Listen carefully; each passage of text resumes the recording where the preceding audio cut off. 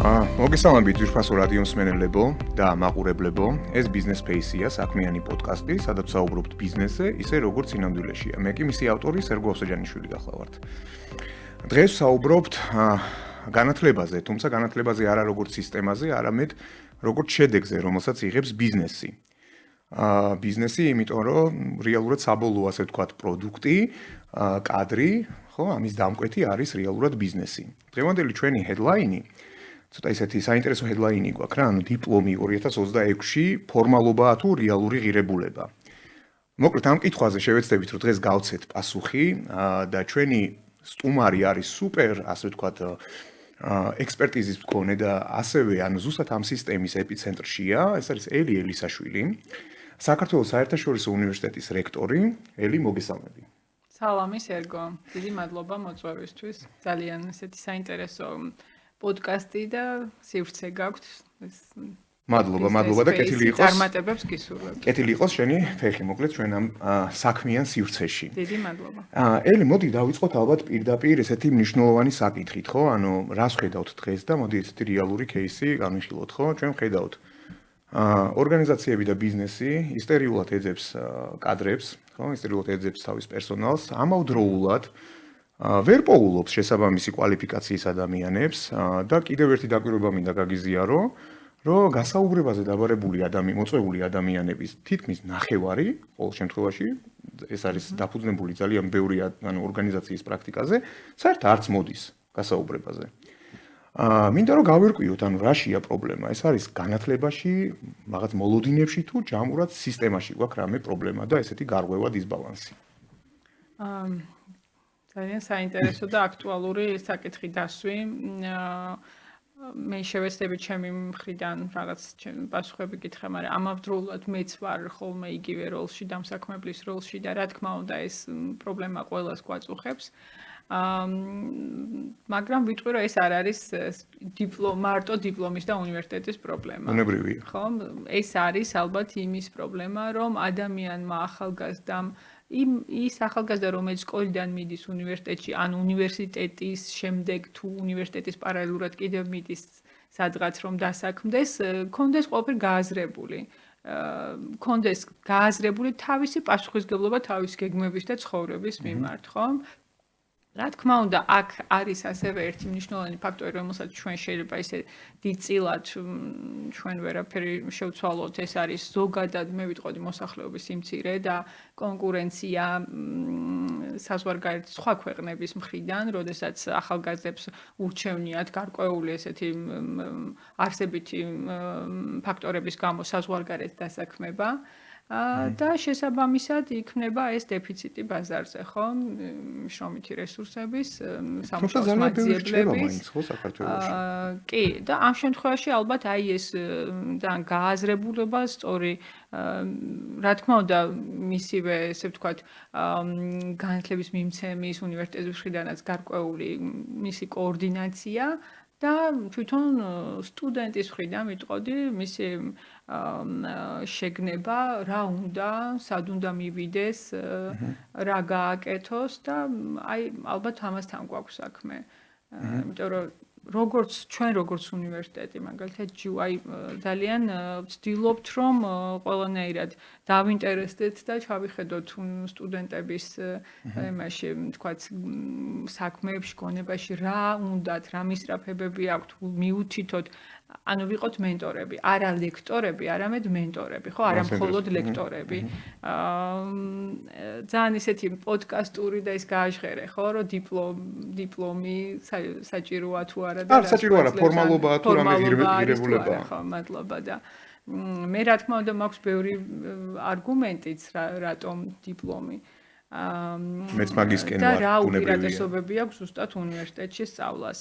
მეორე საკითხი არის, რამდენად იყენებს ამას სტუდენტი, მოით ასე ვთქვათ. აი იმიტომ რომ აქ არის ის მომენტი, რომ სტუდენტმა უნდა იცოდეს, რომ არა მხოლოდ დიპლომისთვის მივიდა, არა მხოლოდ ლექციაზე დასასწრებად მივიდა უნივერსიტეტში, არამედ რას აძლევს უნივერსიტეტი. აი მოდი ყველაზე ესეთი მარტივი კითხვა, მეც ძალიან საინტერესო. გისვა კითხვას, რომ პირველი რას განზოგადებული სიტყვა, რომ რას აძლევს უნივერსიტეტი.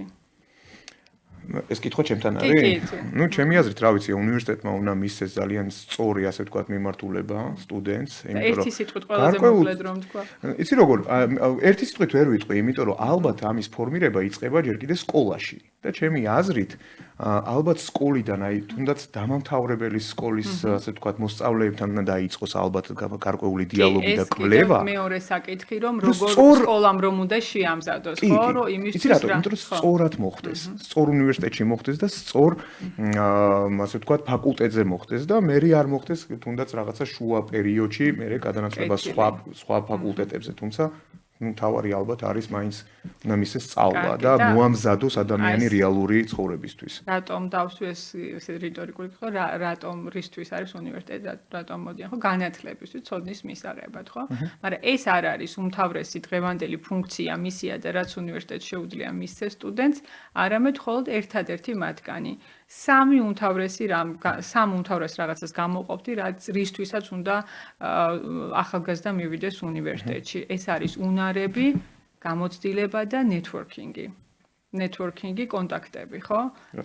ანუ ამ სამის ერთობლიობა არის ის ძალიან საჭირო უნარჩვევები და კომპეტენციები, რაც ახალგაზრდას სჭირდება, რომ ის შეემზადოს უკვე კარიერისთვის, დასაქმებისთვის და ასე შემდეგ, ხო?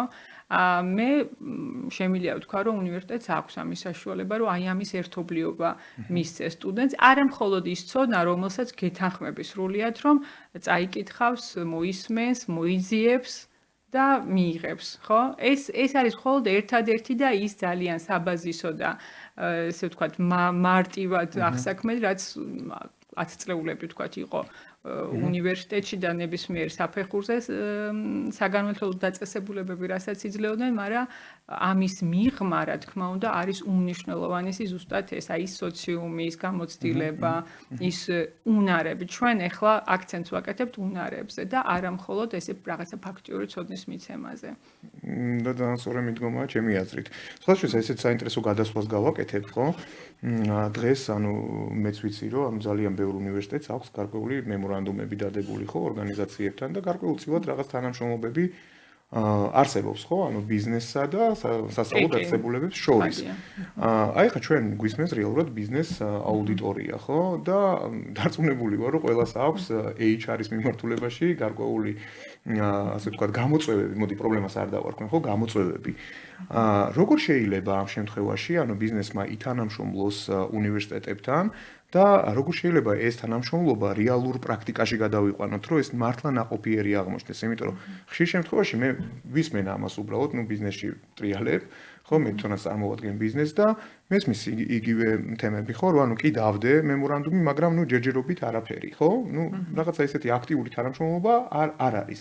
რაღაც არ ვიცი, უფრო PR-ისთვის კეთდება ხოლმე თუ არა, თუმცა მე მაინტერესებს აი ეს რეალური ნაბიჯები რო გადაიდგას, ხო? თუნდაც ანუ ისიც რომ გავიაროთ, თუნდაც აი თქვენი ახლანდელი პარტნიორები, ხო? ანუ რა პრაქტიკა გაქვთ, ხო? ანუ იწვევთ ამ ორგანიზაციას, თუნდაც ანუ თქვენთან არის გარკვეული შეხვედრები, თუნდაც სტუდენტებთან, ხო, რაღაც ინფორმაციის გაცვლა თუ არა? ცოტა გრძელი კითხვა დავუსვინო. კი, მაგრამ ყველაფერს უპასუხებ. ესე იგი, პირველ რიგში რომ ჩვენ ვიწყებთ იმით, რომ თვითონ ჩვენი პროფესორებიც, ლექტორები იყვნენ არა მხოლოდ თეორეტიკოსები, არამედ პრაქტიკოსებიც.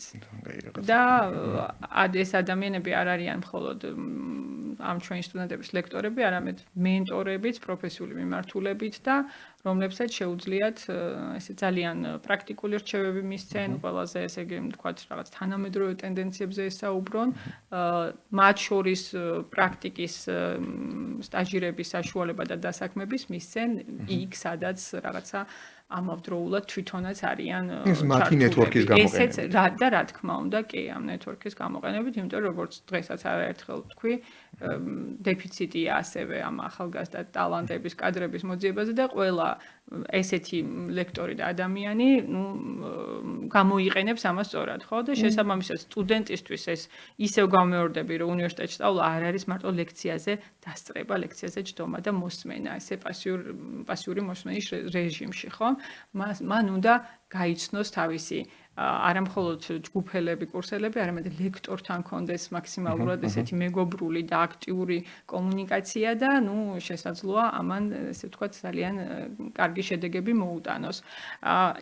ამის შემდეგ არის ის, რომ ჩვენ რა თქმა უნდა გვაქვს მემორანდუმები შეთანხმებები არაერთ პარტნიორთან თითოეული პროგრამის ჭრილში შესაბამის კომპანიებთან და ის იქნება კომპანია თუ სახელმწიფო სტრუქტურა თუ სასწავლებელი თუ რაც და უკვე სტუდენტებს აქვთ საშუალება რომ პრაქტიკა გაიარონ ამ კონკრეტულ ორგანიზაციებში. არის აქაც რაღაცა ლაფსუსები, შეიძლება იყოს რომ ჩვენც გვიჭირს მოძიება, იმიტომ რომ კომპანიებიც არიან დაკავებულები, HR-ები არიან ძალიან დატვირთულები. აი ეს რაც ზუსტად ესე სწორად დაკავშირება, ხო? სწორი კომუნიკაცია. არა, ნამდვილად არის. ზოგადად ვიცით რომ უფასო სამუშაო დამატებითი სამუშაო ესე იგი რესურსები, შრომითი რესურსები რატომ ყველას სჭირდება, ხო? აქ უფასოზეც არ არის საუბარი, ხო? ორგანიზაციების, ეხლა რომ შევიხედოთ რომელიმე დასაქმების პლატფორმაზე, ნახავთ რამდენი ვაკანტური ადგილია, ხო? მათთვის ორგანიზაციისთვის, ხო, ეს არის ერთ-ერთი ასე თქვა წყარო, რომელმაც შეიძლება მიაწოდოს კვალიფიციური ადამიანები, ხო? რა თქმა უნდა, ეხლა იმის ილუზია არ უნდა გქონდეს, რომ ეს სტუდენტები პრაქტიკის ჭრილში ეგრევე სტაჟირებაზეა საუბარი. ხო, რაღაცა კონკრეტულ პოზიციას დაიკავებენ, იმიტომ რომ ისინი რომ მიდიან ამ ორგანიზაციებში, იქაც რა თქმა უნდა თან სწავლობენ. მაგრამ რა თქმა უნდა, მათ უკვე აქვთ გარკვეული უნარჩვევები, აი როგორც ამბობ, რომ ზოგს შეიძლება სკოლიდანაც მივიღო და გადავამზადო და შემდეგ იყოს ესე ძალიან სასარგებლო თანამშრომელი, ხო? რა თქმა უნდა, ჩვენი სტუდენტებიც ასევე გარკვეული უნარჩვევებით უკვე არიან აღჭურვილი და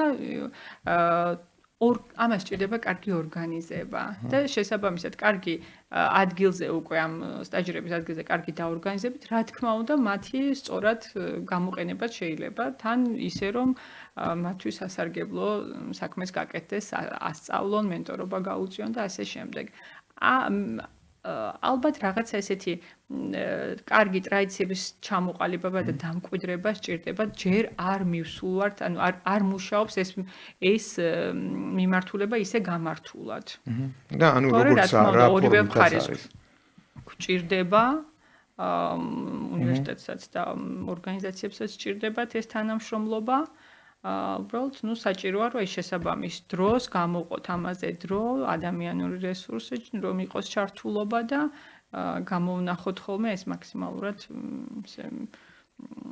შესაფერისი გადაკვეთის წერტილები. ეხლა ჩვენთან ორგანიზაციაში ვინც არის ის კომპანია K-Call, ეს არის პირველი 24 საათიანი აუთსორსინგული კონტაქტ-ცენტრი. ჩვენთან ძალიან ბევრი ადამიანი მუშაობს სტუდენტი. რომელმაც გაიარა გარკვეული, ასე ვთქვათ, ტრენინგი, მოსამზადებელი პერიოდი, ხო, დაახლოებით 3 კვირიანი, 2 კვირიანი და დღეს ფანტასტიურ შედეგებს დებენ ეს ადამიანები, ხო, რომლებიც ფლობენ ენასაც, რომლებიც არიან ძალიან სხარტი ადამიანები და თანამედროვე ტექნოლოგიებთანაც გაცილებით უფრო მეგობრობენ. ძალიან კარგი, მე მხოლოდ მივესალმები, რომ სტუდენტებს აქვთ ესეთი კარგი შეთავაზება, შესაძლებლობა თან ისწავლონ, თან იმუშაონ და რაღაც დონეზე თავის სწავლას დაიფინანსონ და აი ზუსტად მადმა კითხვა რა, აი ესეთი შრომითი უნარებიც ჩამოიყალიბონ. აი მე მაქვს ეს სურვილი პირობითად, ხო, რომ საქართველოს საერთაშორისო უნივერსიტეტთან, K-Call-სა და თქვენ შორის გაფორმდეს გარკვეული მემორანდუმი, ხო, ურთიერთთანამშრომლობის. და მე რეალურად მაინტერესებს ახლა ალბათ აი ბევრი ბიზნესის კითხვასაც გავცემ პასუხს, ხო? მე მართლა მაინტერესებს აი გავაფორმეთ ეს მემორანდუმი და აუცილებლად გავაფორმებთ, მე დარწმუნებული ჩვენ ამაზე უკვე გვისაუბრია. კი, ნამდვილად მოვიყვანოთ სისრულეში. გავაფორმებთ და აუცილებლად ამაზე ვიტყვით მე ხმა მაღლათაც, თუმცა აი მე მაინტერესებს მე უკვე პრაქტიკაში, ხო? აი პრაქტიკაში მე როგორ მუშაობთ, ხო? როგორ ვეძებთ ამ ტალანტებს თქვენთან? როგორ ვაკავთ? მე ვფიქრობ რომ რაღაც კიდე უფრო მეტი აქტივობაც არის საჭირო, ხო? და არა მხოლოდ ერთი ორგანიზაციისგან. ამ ნაწილში ჩვენ ორგანიზაციების მხრიდან ფაქტურად გვჭირდება მხოლოდ აი ესე ვთქვათ ცოტა დროის ყურადღების დათმობა და ჩვენ ვიქნებით მიმართულების მიმცემი. რომელი სასწავლო რომელი აკადემიური პროგრამის სტუდენტები იქნება უფრო თქვენი ამ სამუშაოს ფორმატისთვის შესაფერისი ამის გარდა რა პერიოდით უნდა გაიარონ ეს პრაქტიკა მოგაწვდით შესაბამის სილაბუს ჩვენთან აუცილებლად გამოყოფილი იქნება პრაქტიკის ხელმძღვანელი რომელიც სტუდენტს და პრაქტიკის ობიექტსაც ეხმარება კოორდინაციაში ამოწმებს ამ სტუდენტის ასე ვთქვათ პრაქტიკაზე მის მუშაობას თუ სწავლებას, ასე ვთქვათ და თან ეხმარება კოორდინაციაში. ჩვენ გვჭირდება რომ ორგანიზაციის მხრიდანაც იყოს გამოყოფილი, ასე ვთქვათ, მენტორი, ადგილზე პრაქტიკის ხელმძღვანელი, რომ ხანდახან შევაწუხოთ და სტუდენტიც რომ მივა ადგილზე დააკვალიანოს, რა გააკეთოს, რა ისწავლოს თუ ასე შემდეგ. და აი ხანდახან არის ხოლმე სამწუხაროდ რომ იქაც ადგილზე იმდენად ყველა დატვირთულია თავის საქმეში რომ არც ალიათ ხოლმე რომ სტუდენტებს ეს გარკვეული ის გაუწიონ. თუმცა აი კარგია რომ არსებობს ესეთი კომპანიები რომ პირიქით უკვე აქვთ ეს აწყობილი სისტემა გამოცდილება როგორ გადაამზადონ. ჩვენ ახლა დაუშვით ეგეთი გამონაკლისიც რა, ანუ მარტო სტუდენტებისთვის დაუშვით, ну არ გვაქვს ორგანიზაციაში ესეთი part-time, ხო, ნახევარი ცვლა. თუმცა ანუ დღეს ჩვენ დაუშვით ეს გამონაკლისი მხოლოდ სტუდენტებისთვის და ფანტასტიკური შედეგი გვაქვს. ანუ ის რომ ანუ ათავსებს ასე ვთქვათ ამ სამუშაო თავის რეჟიმს სწავლასთან, იმიტომ რომ ჩვენ ანუ ვფიქრობ არც ერთი ორგანიზაციის მიზანი არ არის ხო რომ მოწყვიტოს სასწავლო პროცესს ადამიანი. და ვფიქრობ რომ ალბათ ორგანიზაციები მაინც სხვაგან ეძებენ და არასწორად ეძებენ, ხო? იქ თქვენი სიტყვებიდან გამომდინარე, თუ ჩვენ გვჭირდება მეტი აქტიურობა ორგანიზაციებისგან, ხო? მაშინ ნაგენ მივმართავ ხო ბიზნესებს, რომლებიც ანუ აქტიურად ეძებთ ამ პერსონალს, მე მგონი ფანტასტიკური ასე ვთქვათ, წყაროა ამ შემთხვევაში სასწავლო დაწესებულება და ამ შემთხვევაში საქართველოს სახელმწიფო საერთაშორისო უნივერსიტეტი იმისათვის რომ რაღაც არ ვიცი, რაღაც კოლაბორაცია შედგეს და თქვენგან ანუ ორმხრივად ნაყოფიერი თანამშრომლობა შეიძლება იყოს, ხო? ეს ერთის მხრივ თქვენთვის, ანუ თქვენი რეიტინგებისთვის, ხო? რომ თქვენი სტუდენტები საქმდებიან წარმატებულ ორგანიზაციაში. რა თქმა უნდა, თითოეული სტუდენტი მაინც იღებს იმის შესაძლებლობას, რომ იყოს წარგზავნილი კონკრეტულ ორგანიზაციაში და პრაქტიკას გადის, მაგრამ მივესალმებით კიდევ ახალ ორგანიზაციებს, რომელსაც კიდევ რაღაც მეტი უფრო საინტერესო პროცესებში შეიძლება სტუდენტების ჩართვა შეეძლოთ, უფრო ესე ვთქვათ, გამონახონ დრო და რესურსი, რომ მათ მეტი დრო დაუთმონ და მეტად ყავდეთ ადგილზე ჩართული. სტუდენტებიც გვემატება, მყავს როგორც ქართველი, ისე საერთაშორისო სტუდენტები და მხოლოდ მივესალმებით და ძალიანაც გვესაჭიროება ახალი პარტნიორები. ძალიან კარგი, ну ჩათვალეთ, რომ აი ახლა ერთი პარტნიორი დაგემატათ უკვე დღეიდან. შვენიერი. და უკვე საუბარი არის, როდის მოვაწერთ, თორე ჩვენ მაგას საუცილებლად მოვაგვარებთ. და სწორედ მე პირიქით იმასაც დავამატებდი, რომ ხშირად პირიქითაც ხდება, რა თქმა უნდა, რომ ორგანიზაციები მომართავენ არა სტაჟირებაზე, არამედ ხელფასიან ანაზღაურებას. მე ხელფასიანზე მომართავთ. სამუშაოზე და არის ისე, რომ პირიქით შეიძლება რაღაცა აი მაგალითად ჩვენი უნივერსიტეტი ჩინური საგანმანათლებლო ჰოლდინგის ქვეშ არის და გვაქვს ასევე ჩინეთის ცოდნება, სინოლოგიის მიმართულება, ჩინური სწავლა, არა მარტო ჩინური, კორეულიც, იაპონურიც გვაქვს და შეუძლიათ ნებისმიერ სტუდენტს არჩევით თუ არა როგორც სპეციალობა, ასევე არჩევითაც შეუძლიათ ენა ისწავლონ და ნუ კი მოგეხსენება როგორი ესეთი დეფიციტურია და მაღალ ანაზღაურებადი ამ მიმართულებით მუშაობა და შესაბამისად ის ორგანიზაციები პირიქით მომართავენ, რომ გთხოვ გაგვეცანი. ნუ ყველაზე დეფიციტურია ჩემი აზრით. ხო, რომ დავასაქმებთ ესეთი კარგი ანაზღაურებით და პირიქით ამაში იმდენად ხან ვერ ვეხმარებით. მანდ მე მგონი დასაქმების რეიტი გექნებათ 100%-იანი, ხო? ანუ ყველა 100%-იანი გვაქვს ნამდვილად, კი, და ისეთი წარმატებული შემთხვევებიც გვაქვს, რომ ჩინეთში ვაგზავნით კიდეც გაცვლითი პროგრამებით და ჩამოსვლამდე იქიდანვე ძალიან მაღალი ანაზღაურებადი სამსახური მქონდა ნაშოვნი 1-2 სტუდენტს. ელი მოდი აი მაშინ გავამახვილოთ ყურადღება უფრო უნივერსიტეტზე და ჩვენ მე საერთოდ ვთხოვრო აი რაღაც ვიზუალიზაციაც გაუშვას უნივერსიტეტის ხო? და ვისაუბროთ იმაზე თუ რა ძირითადი მიმართულებები აქვს ახლა უნივერსიტეტს და უნიკალური მიმართულებებიც ნუ ერთ-ერთი უკვე ახსენეთ ხო? და აუცილებლად მინდა ვისაუბროთ იმ საერთაშორისო ურთიერთობებზე და საერთაშორისო პრაქტიკაზე, რომელიც რეალურად გააჩნია უნივერსიტეტს დღეს. კეთილი, მადლობა ამ კითხვისთვის. უნივერსიტეტის ჩვენი უნივერსიტეტი ჯიუსუს სწორედაც არის მრავალპროფილური სხვა მიმართულების და ვამატებთ კიდეც ახალ პროგრამებს.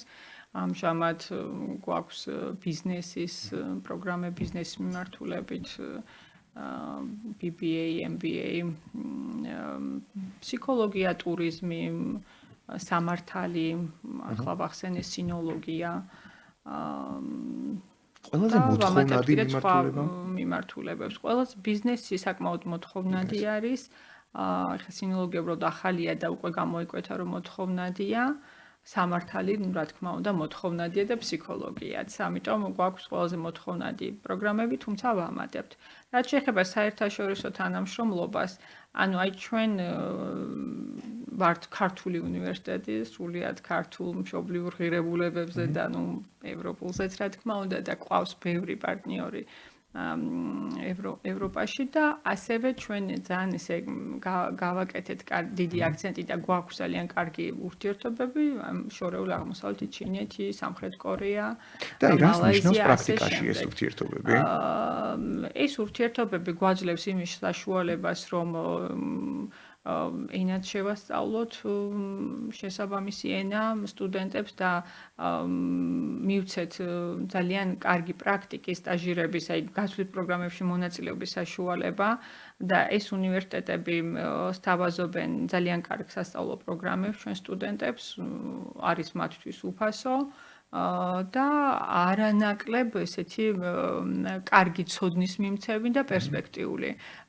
ფაქტიურად, სადაც ვაგზავნით ამ უნივერსიტეტების უმრავლესობაში მე პირადადაც ვარ ნამყოფი, გვაქვს ესეთი მეგობრული პარტნიორული ურთიერთობები და მე უკვე ვაგზავნით სტუდენტებსაც, ეხლაც ვიყავი ვილნიუსში, ერთ-ერთი საერთაშორისო ასოციაციის შეკრებაზე და იქაც გავაფორმეთ ახალი მემორანდუმები და გაცვლითი პროგრამები გვექნება რამდენიმე ახალ უნივერსიტეტთანაც.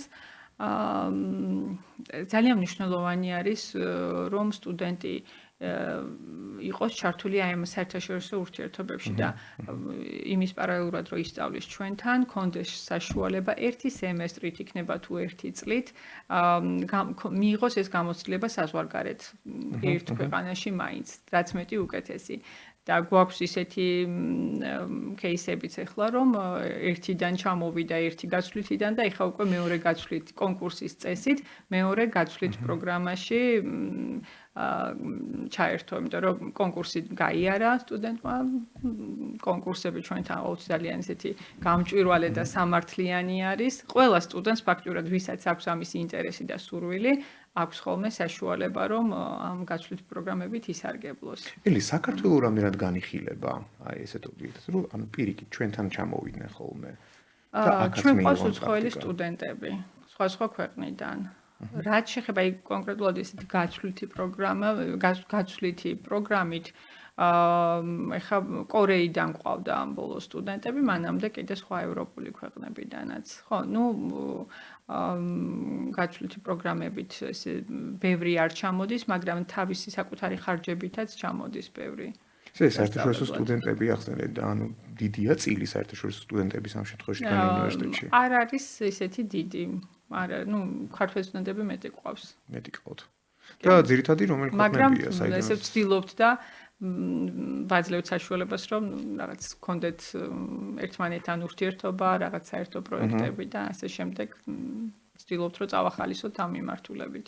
ქვეყნები? ვინ ლიდერობს? ვინ ჩამოდის? ვის უნდა ყველაზე მეტად საქართველოში სწავლა? მაინც უფრო აზიის ქვეყნებიდან არიან ბევრი, კი.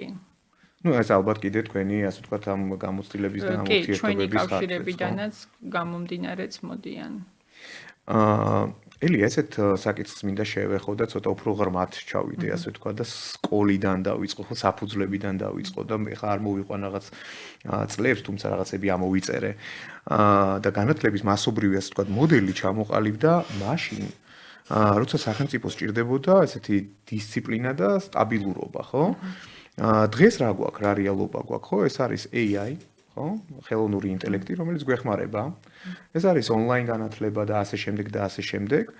და აი ესეთი პირდაპირი კითხვა მინდა დავსვა, ანუ შეუძლია ამ მოდელს რომ მოამზადოს ბავშვი ჩვენი რეალური ცხოვრებისთვის და რეალური სამყაროსთვის. რომელ მოდელზე ვსაუბრობთ? აი ეს მოდელი ხო სკოლის ტრადიციული სტილი.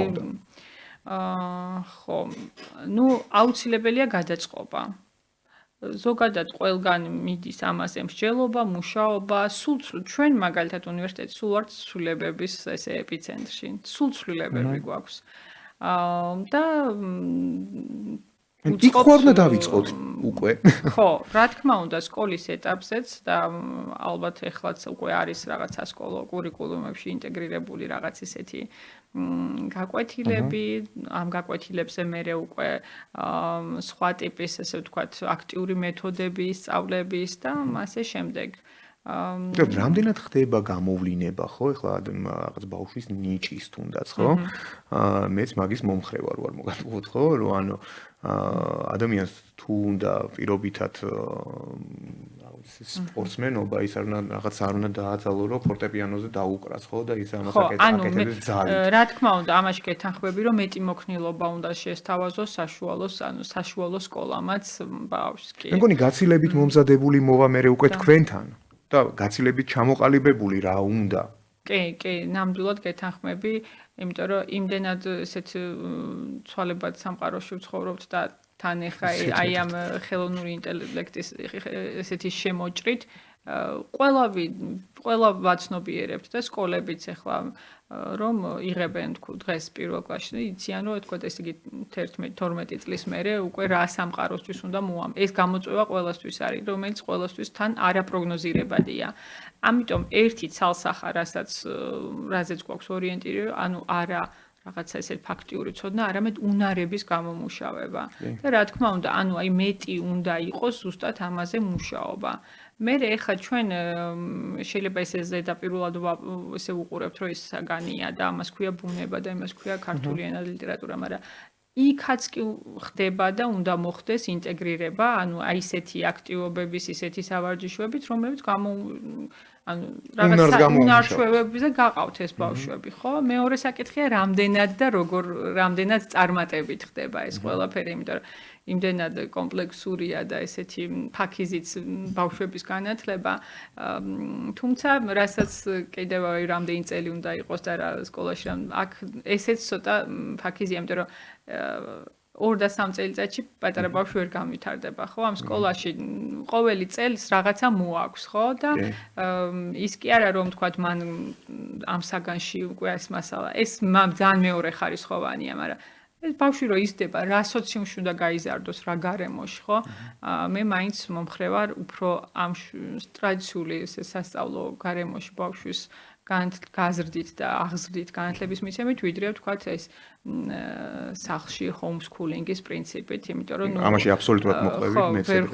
ჯერ ეს ჩვენ თუნდაც ამ ჩვენს ქართულ საზოგადოებაში ესეთ გამოცდილებაც არ გვაქვს ისეთი, რომ შევაფასოთ, ხო? და რა შედეგები მოაქვს და შესაბამისად ის ნორმალური გარემო, რაშიც უნდა იყოს თანატოლებთან ერთად, სადაც იქ სწავლობენ რაღაც გამოცდილების გაზიარებას, ემოციების გამოხატვას, ყველაფერში ამაში ამით იზრდება ბავშვი, ხო? და იქ შეიძლება მეორე პლანზე იყოს, რომ თქვათ, რა საგანი ისწავლა და როგორი აბსოლუტურად ზუსტად ის პასუხი გამეცემა. იცის უკვე, ხო? თუმცა, რაღაც დონეზე ისიც საჭიროა, რა თქმა უნდა. მეც აბსოლუტურად მოყვები, მეც უფრო ტრადიციული ასე ვთქვათ განათლების დაიმკვიდროს თავის საზოგადოებაში მეგობრებთან ურთიერთობები, ანუ ამას სწავლობს და ამას ემსახურება, ხო, სკოლა და მე უკვე უნივერსიტეტიც, რა თქმა უნდა. და დიპლომს რაც შეეხება, ეხა იმ დიპლომის თემასაც რო დაუბრუნდეთ, რა თქმა უნდა, ცალსახად უნარები და ის გამოცდილება, რისთვისაც მოდიან დიპლომი, ის არის, მაგრამ აი დიპლომი არის ტექნიკური, ჩავთვალოთ, რომ დიპლომი არის ტექნიკური საშვი, როგორც თქვა ეს სამსახურშიც რომ შემოგჭირდება, ხო? გარკვეული პროფესიებისთვის დიპლომის გარეშე გამორიცხულია, როგორც შეიძლება რომ მედიცინის სფეროში ვენდოთ არადიპლომირებულ ექიმს, ხო? რიგი სპეციალობებისთვის შეიძლება არ იყოს სასიცოცხლო და შენი გამოცდილებით იცი რომ არ არის სასიცოცხლო რომ ეს დიპლომის ფურცელი კონდეს ადამიანს, მაგრამ ეს დიპლომით რაღაცა შეიძლება გადაითარგმნოს, რომ ეს ადამიანი არის დისციპლინარული, მან ესე ვთქვათ, სისტემური 3 თუ 4 წლიანი რაღაცა საუნივერსიტეტო განათლება. ეგეც არ არის ფაქტი, კი. ანუ თავარი არის პროცესი, რაც ის პროცესები, რასაც ადამიანი უნივერსიტეტში გადის, მე ასე ვიტყოდი. გაცილებით მაღალი ღირებულება ქონდა, მოდი ესე ვთქვათ, დიპლომს ადრე, ხო? იმიტომ რომ უდიპლომოთ რაღაცა დიპლომი რო ქონდა, უკვე კაცი ხარ, ხო? და ანუ რაღაც უფრო დიდი დატვირთვა ქონდა. ანუ დღეს დიპლომს ამხელა დატვირთვა არ აქვს. მაშინ დამიტახება მაგრამ მეორე მხრივ როდის არ იყო რომ ადრე უფრო იყო რაღაცა რომ თქვათ ისეც იღებდნენ დიპლომებს და ადრე იყო რომ ნამდვილად უფრო მეტად დიპლომისთვის აბარებდნენ. მე მგონი ესეც იყო რომ კი, ანუ კი, სწავლა დიპლომისთვის დიპლომობა გაუნათლებლობაში მაინდამაინც არ ითარგმნება და ამასთან არ ასოცირდება, მაგრამ რა თქმა უნდა დიპლომით ჯობია. მინიმუმ ხა როგორც თქვი, გარკვეული პროფესიებისთვის, აი თქვათ იგივე ლექტორობისთვის, რა თქმა უნდა, დიპლომით საჭიროა, ხო? რავი, პირველ კურსელიც ყავს, სხვათა შორის, სამსახურში და ფანტასტიკური ინტელექტის მქონე ადამიანი, დიპლომი ჯერ არ აქვს, თუმცა დიპლომს რო აიღებს, ალბათ კიდევ უფრო კვალიფიციური გახდება. ელი, მე მინდა ლექტორებს შევეხო. და ანუ იმ სასწავლო, ასე ვთქვათ, გუნდს, ვინც ზრდის ამ ადამიანებს, ხო? ამ ადამიანებს რამდენად აქვთ რეალურ, ასე ვთქვათ, ბიზნესთან შეხება, რამდენად ესმით ბიზნესის საჭიროებები და რამდენად შეუძლია ეს გადაუთარგმნონ უკვე სტუდენტებს.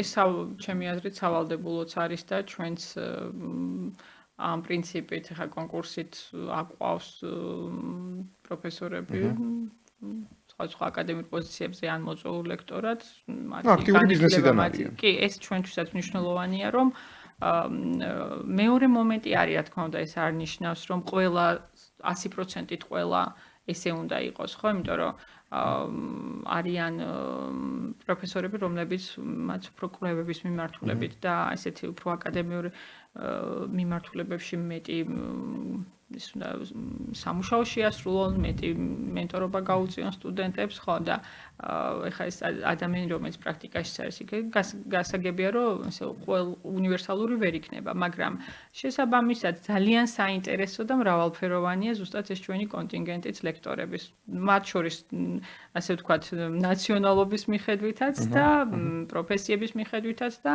ასე ვთქვათ, კი, ყავს, რა თქმა უნდა, არა მხოლოდ ენებზე, ისეც სხვა ლექციებზე შედიან უცხოელი და ენებზეც ყავს ასევე native speaker-ები.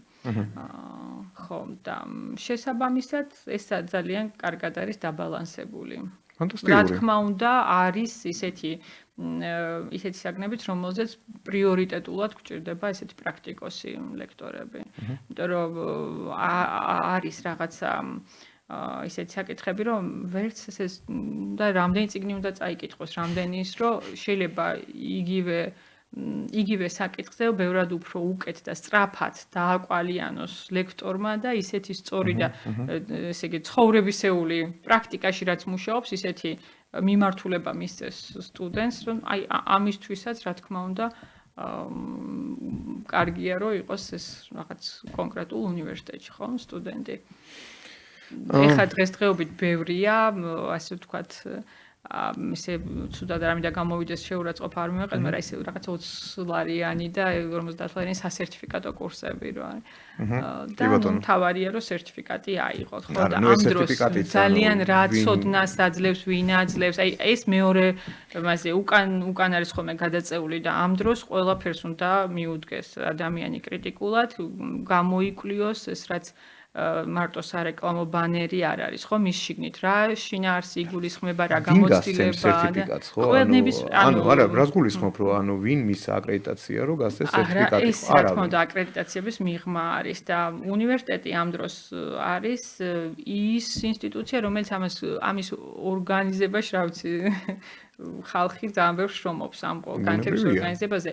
და ჩვენს გარდა რა თქმა უნდა ეს შესაბამისად აკრედიტაციის ავტორიზაციის სტანდარტებიც გთხოვს, იმაზე მეც გთხოვს მე ვიტყოდი რაც თქვა შეიძლება ესე მარტივად შეიძლებაოდეს და საკმაოდ ესეთ მაღალ სტანდარტებს ვაკმაყოფილებთ და შესაბამისად მაინც ყველაზე მეტი გამოცდილება ნებისმიერ დონეზე აკადემიური თუ ესე სასერტიფიკატო კურსების ორგანიზების თუ რა თქმა უნდა მაინც უნივერსიტეტს აქვს ხო? ელი, რამდენად მზად ხარ ბლიცისთვის? არ ვიცი, ცადოთ. პატარა ბლიცი მომზადე, რომელიც დაიყოფა რამოდენიმე ასე თქვა. კი, ფიზიკურად ვერა. მაშინ დავიწყოთ. ესეთი მოკლე პასუხები გვინდა, ხო? დიპლომი თუ გამოცდილება? გამოცდილება, რა თქმა უნდა. უნივერსიტეტი თუ თვითსწავლა? უნივერსიტეტი ცალსახად. ლექტორი თუ ხელოვნური ინტელექტი? ორივე საჭიროა. ორივე. ეგ უკვე სერიოზულია. ორივე საჭიროა. სტაბილურობა თუ თავისუფლება? თავისუფლება. თავისუფლება როცა გაქვს სტაბილურობას შეგიძლია შეიქმნა, ხო? ალბათ. თეორია თუ პრაქტიკა? ნუ აქ ახლა ორივე მე ზოგადად ორივეს ვამბობ ხოლმე. პრაქტიკისკენ ვიხრები სიმართლე რო ვთქვა. პრაქტიკისკენ. კი ბატონო. და ცოტა ესეთი კონკრეტიკაც რო ჩავსვათ ამ ყველაფერში. დღეს ყველაზე მოთხოვნადი ერთი უნარი. ერთი უნარი? ერთი ძალიან ცოტა არ იმისთვის, მაგრამ რა ვიცი, თუნდაც ანალიზის უნარი. ანალიზის უნარი. კრიტიკული აზროვნება და ანალიზი. ერთი უნარი, რომელიც ნაკლებად ისწავლება. ისე ხა გამახსენდა მეორეც, რაც ძალიან მნიშვნელოვანია, კომუნიკაციის უნარი. კომუნიკაციის უნარი. დღეს ამის გარეშე სტუდენტებსაც ვეუბნები ხოლმე, რომ ეს არ არის ის, რაც კომუნიკაცია არის სწავლება არსად. როგორ არა ისწავლება? ჩვენთან ისწავლება და მე ვიცი, რომ სხვაგანაც ისწავლება. ეფექტური კომუნიკაციები ნამდვილად ისწავლება. ბიზნეს კომუნიკაციებიც ისწავლება ჩვენთან. ადამიანებთან კომუნიკაცია. არ უნდა ეგონოთ, რომ მე არ ვარ კომუნიკაბელური და არაფერი მეშველება. კომუნიკაციის უნარით შეიძლება გამოიმუშაოს ადამიანმა. და ჩვენ გვაქვს ხოლმე მეც წამიკითხავს ეს კურსი და რაღაც პრაქტიკული დავალებები, ჯგუფური აქტივობები, ის რომელიც ეხმარება სტუდენტს ამის გამომუშავებაზე. ხო, ნუ აი და ბოლო კითხვა აღარ მახსოვს რა იყო. ერთი უნარი, რომელიც ნაკლებად ისწავლება.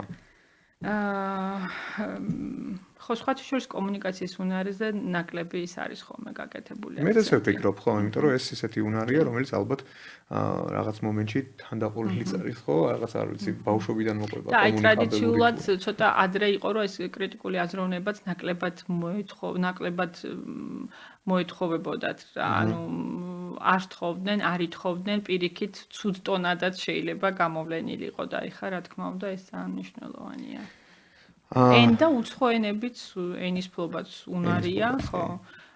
მე ყოველთვის ვეუბნები ჩვენ სტუდენტებს, რომ მე თვითონ ხა ჩინურს ვფლობ კარგად, მაგრამ ეს არ არის მთავარი.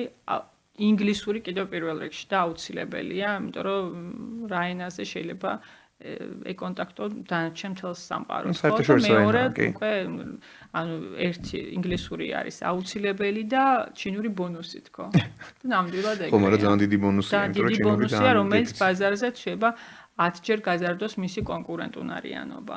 და მე მგონი გაცილებით რთული ენაც არის ასწავლოთ, ხო? რამდენიც მე მგონია. მაგრამ საინტერესო არის ეს პროცესი, საკმაოდ საინტერესოა.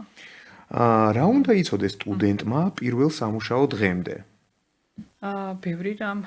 მაგალითად, აი როგორ ამზადებს ამ შემთხვევაში უნივერსიტეტი? აი სანამ გავიდა სამსახურში. ნუ რა თქმა უნდა, ხა CV-ს შედგენა და ერთი კარგი CV უნდა გქონდეს, ხო? და ჩვენ გვაქვს ესეთი რაღაც კურსებშიც არის გარკვეული შესაბამისი უნარჩვევების სწავლებაზე აქცენტი და არაფორმალური შეხვედრების ფარგლებშიც, როგორ გასაუბრებაზე, როგორ წარსდგეს ეფექტურად, ხომ, ეს CV ვახსენე. რა თქმა უნდა, ეს კომპიუტერული უნარჩვევები აუცილებელია, ხომ? ახლა მე ვერ წარმომიდგენია ადამიანმა ეფექტურად იმუშაოს თუ არ იცის Excel-ი რაღაც დონეზე თორე ხა Excel-ი სხვათაშორის ძალიან ხშირია ეგ ამბავი. მინდა გითხრათ. რამხელა, ესე ვთქვათ, ინსტრუმენტის დახმარებას იკლებენ ადამიანები, ხო? თუ ამას არაფერს რა ვიცი როგორ მუშაობენ. ეხა მეორე პირიქით ის არის, რომ შიში რომ ხელოვნური ინტელექტი ჩაგვანაცვლებს, ხო? ხო, მაგრამ უფრო სწორია, რომ დაფიქრდნენ, რომ ხელოვნური ინტელექტი კი არ ჩაანაცვლებს ამ ადამიანებს, ჩაანაცვლებენ ის ადამიანები, ვინც ხელოვნურ ინტელექტს ფლობენ. აბსოლუტურად კაი ფორმულირება, სწორი კი. ხო, ასე რომ შიში არაფერს კარგს არ მოუტანს არავის, პირიქით უნდა იმეგობრონ ამასთან და თავის სასარგებლოდ გამოიყენონ. ელი, 18 წლის რომ იყოთ, რა საირჩევდით დღეს? გამიმართულებას. პროფესიად? რა საინტერესო კითხვა, იმიტომ რომ არ ვიცი, არ დავფიქრებულ ვარ. მე მაქვს ორი პროფესია. ბიზნესის მიმართულება, საერთაშორისო ბიზნესის მართვა იყო ჩემი პირველადი სპეციალობა და პარალელურ რეჟიმში, თქვა, მეორე კურსიდან დავიწყე ცალკე ჩინურის სწავლა, ისიც ჩვეულებრივი 5 წლიანი იყო იმ ეტაპზე, ასე რომ სრული აკადემიური ეს მაქვს გავლილი ორივე მიმართულებით, მაგისტრის ხარისხი მაქვს ორივე მიმართულებით. და ეს ცოტა ჩემი სტილია, ეს multitasking-ი და უკვე ზედმეტად გადავედი, არც ესე არ არის კარგი, მაგრამ აი იმ ეტაპზეც როცა არ იყო ხოლმე ეს შეთავაზებაში, რომ რაღაცა ერთი უნდა გესწავლა, ხო? მე მქონდა ამის მოთხოვნილება და ну დღესაც ეხლა ვეუბნებით რომ ეხლა ეს არ არის რომ მე იურისტი ვარ და ბიზნესი არ მაინტერესებს. ან ბიზნესია და სამართალში არ უნდა ერკვეოდეს, ხო? პირიქით, ვერ გახდები კარგი ბიზნესმენი თუ სამართალშიც არ გაგიგება და ასე შემდეგ ყველაფერი, ხო? და მე თუ ეხლა დავდგებოდი იმის წინაშე რომ ხელახლა ეს არჩევანი მქონოდა და ეხლა დამეწყო ჯერჯი რომ გამიხარდებოდა რომ ძალიან კარგი ეტაპზე იქნებოდა ეს, იმიტომ რომ ბევრად მეტი ესე ვთქვათ, შესაძლებლობებია. მართალია, უარყოფითიც აქვს, რომ ძალიან ბევრი, თუნდაც დღევანდელსთან ძალიან ბევრი ინფორმაცია აქვს გადასახარში, გასაანალიზებელი, გასაფილტრი. ეს კიდე ეს არის, რა თქმა უნდა, ესეც შრომა. მაშინ ამდენი არჩევანი არც იყო. ხო. მაგრამ მეორე მხრივ არ არის გამორიცხული, რომ ისევ ბიზნესის მიმართულებით წავსულიყავი. აი სხვა არ vicი ახლა. გამიჭირდა, უნდა დავფიქრდე მაშინ უფრო თითქოს. კეთილი, მაშინ რო დავფიქრდები, მე გამიზიარე. ანუ ბიზნესის და რაღაც მენეჯმენტის მიმართულებით კომფორტულად გრძნობ თავს. ჩემი არის უფრო. ძალიან დიდი მადლობა პასუხებისთვის. ელი, ალბათ ეს ეხლა სასწავლო წელიც სრულდება და მალე დაიწყება ახალი სასწავლო წელიც, ხო? და დაიწყება თქვენთან აბიტურიენტების მიღებაც. შეგვიძლია ჩვენი ასე ვთქვათ ეთერი გამოვიყენოთ და მივმართოთ სტუდენტებს, ხო? ანუ ალბათ დღეს ძალიან ბევრი ზუსტად მაგით არის, ხო, დაჩელენჯებული. ეხლა სად ჩააბაროს, რაზე ჩააბაროს, ხო? ანუ რაზე ისწავლოს, ანუ ვისწავლო და ხვალ ეს პროფესია აღარ იყოს, ხო? ანუ ბევრს აქვს უკვე ეს ფობიაც, ხო? ამიტომ აი რაღაც შეგვიძლია მივმართოთ სტუდენტებს, რა გაითვალისწინონ და რა დახვდებათ რეალურად საქართველოს საერთაშორისო უნივერსიტეტში. მადლობა ამ კითხვისთვის და ვისარგებლებ შენის ნებართვით და მაშინ მივმართავ პირველ რიგში რა თქმა უნდა წარმატებები ვუსურვო და ასე ვთქვათ სასექტემბროს ყველა ყოფილიყო გახარებული რომ აი სადაც უნდათ რაც უნდათ იქ მოხვედრილიყვნენ რა თქმა უნდა იყვნენ თავდაჯერებულები და არ შეეშინდეთ რომ ვაიმე ჩემი გადაწყვეტილებით შეცდომას დაუშვებ იმიტომ რომ შეცდომაზეც სწავლობენ და შეცდომაც გამოცდილება რომელიც გაზრდის მათ და დღევანდელი ჩვენი უმაღლესი განათლების სისტემა მათ აძლევს იმ მოქნილობას რომ მობილობა გააკეთონ რაღაცა შეიცვალონ ხელახლა ჩააბარონ და ასე რომ ამის შიში არ უნდა გქონდეთ რაც შეეხება რა დახვდებათ ჯიუში მე ვიტყოდი რომ ყველაზე მეგობრული გარემო ესე ვთქვათ ინტერნაციონალური მულტიკულტურული გარემო და ადმინისტრაცია თუ აკადემიური პერსონალი რომელიც მართლაც რუნავს მათ განვითარებაზე და მზად არის რომ ყველანაირად ხელი შეუწყონ როგორც მეგობრებს როგორც პარტნიორებს და აი მაქსიმალურად ჩართონ იმ ურთიერთობებში ნეტვორკინგი ვახსენე და შეუწყონ ხელი რომ განვითარდნენ. დანარჩენი, რა თქმა უნდა, აქაც იქნება იმაზე იმუნარებზე და იმ თანამედროვე AI-ს თუ ამ ყველაფერი ჩვენ სასწავლო კურიკულუმში ჩართულია და ამის მიღება კიდევ ესეთი სახალისო სტუდენტური ცხოვრებაც რა თქმა უნდა. შვენიერი. მოკლედ ელი, რა ვიცი, მე მგონი ძალიან საინტერესო პოდკასტი გქონდა და ერთ რაღაც ძალიან ისეთი მკაფიოდ ჩანს ამ ყველაფერში, რომ განათლება აღარ არის უბრალოდ სისტემა და დღეს დიპლომის ავტომატურად რაღაცა იმას წარმატებას და ღირებულებას აღარ ნიშნავს, ხო? ანუ ამას უკვე სჭირდება. მხოლოდ დიპლომი არა, მაგრამ უნივერსიტეტი ნიშნავს. მე ვფიქრობ, ცოტა გადმოგიყვანე შენც. კი, არა, მეც მაგისკენ ვარ, ანუ რეალურად, ხო? ანუ დღეს რეალურად ღირებულება სად იქნება რა? ანუ სადაც ცოდნა ხდება გამოცდილებას, ხო? კაცი ჭამაშიც ცოდო რატო? მარტო ესე თქვათ კომპიუტერთან ესე იზოლირებული ადამიანებისგან საბოლოოდ რა მიიღება, შეიძლება იყოს რაღაცა ფიზიკაში ესეთი ან ცოდნა პლუს გამოცდილება. მაგრამ არ იყოს ადამიანი ესე ცხოვრებაში ესე რეალიზებული და დაბალანსებული სრულფასოვანი ცხოვრება ამით ვერ მიიღოს. თუ არ ექნება გარემო, კომუნიკაცია, ეს რაღაცა თავისი კონტაქტები და eso საზოგადოება. დიდი მადლობა ძალიან საინტერესო პოდკასტისთვის, აყვანისთვის, ესე პროფესიონალურად და წარმატებები. შვენივრად.